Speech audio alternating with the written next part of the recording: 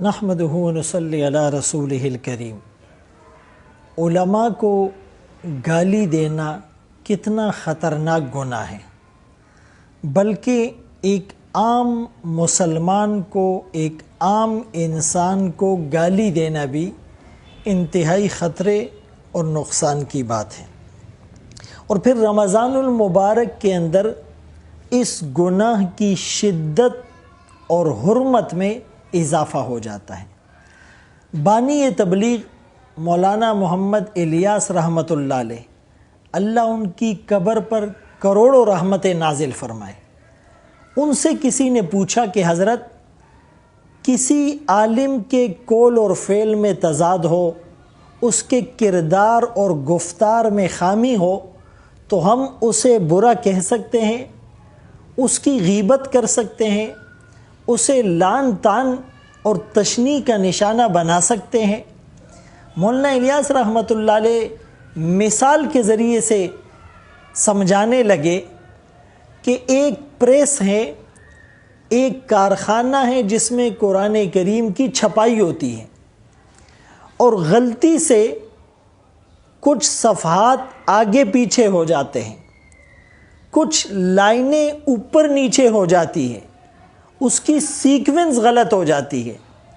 تو آیا قرآن کریم کے ان اوراق کو ہم ڈسٹ بن میں، کوڑا دان میں، کچرے میں پھینک سکتے ہیں؟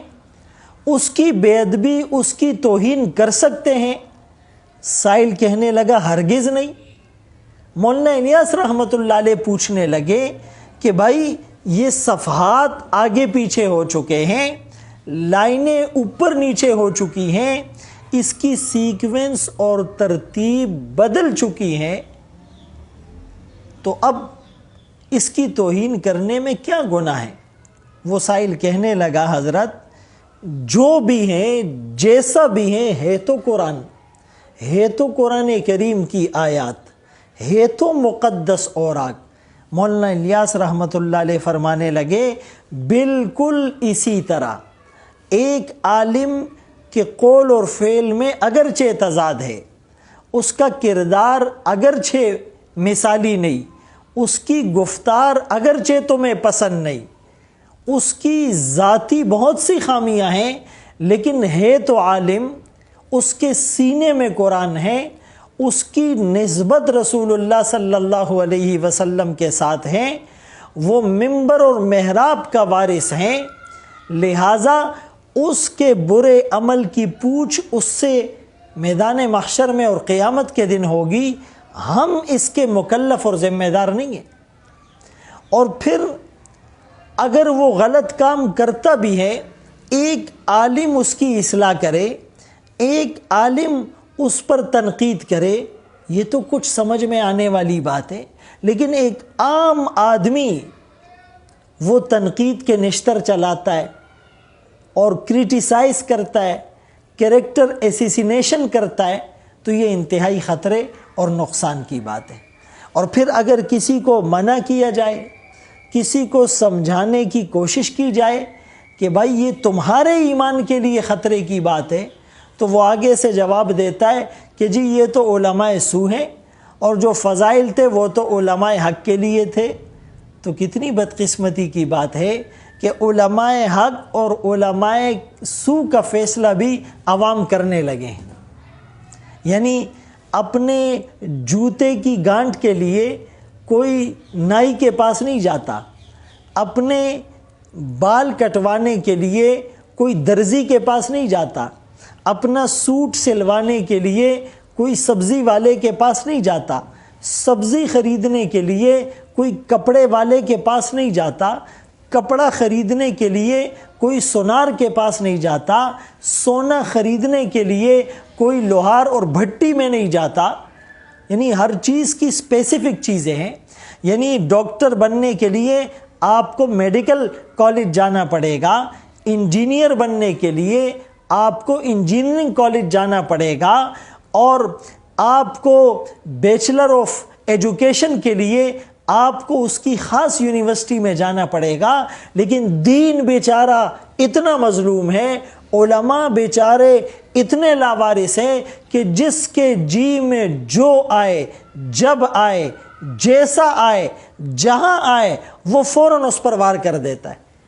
لہٰذا گالی مولانا طارق جمیل صاحب کو دی جائے یہ بھی برا ہے، گالی مولانا فضل الرحمان صاحب کو دی جائے یہ بھی برا ہے، گالی ڈاکٹر منظور مینگل صاحب کو دی جائے یہ بھی برا ہے، گالی کسی عام عالم کو دی جائے یہ بھی برا ہے، گالی کسی عام انسان کو دی جائے یہ بھی برا ہے، ایون کہ گالی غیر مسلم کو دی جائے یہ بھی برا ہے۔ نہیں، گالی اور گولی کی سیاست سے ہم کب باہر آئیں گے؟ اسی لیے خدا را آپ اس بات کو یک طرفہ نہ لے۔